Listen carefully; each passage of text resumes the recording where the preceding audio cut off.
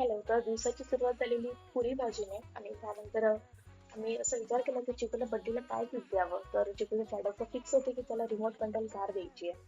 So मी बघितलं तिथे बऱ्याचशा गोष्टी आणि चिकूला काही रिमोट कंट्रोल कार आवडली नाही. सो आम्ही कॅन्सल केलं. असं वाटलं की हे त्याच्यासाठी जरा जास्तच लवकर होईल.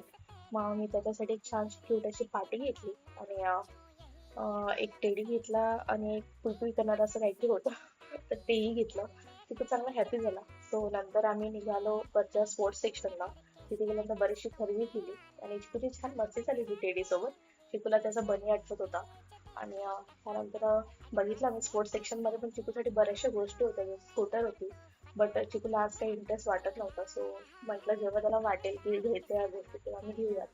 आणि बर्थडे साठी लागणाऱ्या डेकोरेशनच्या गोष्टी घेतल्या आणि नंतर भूक लागली. सो आम्ही टोहीला आलो आणि एक नारळ पोळी म्हणून असं काहीतरी होतं. छान होतं. छान टेस्टी होती आणि आमचा डे संपला सिंपल कॉफी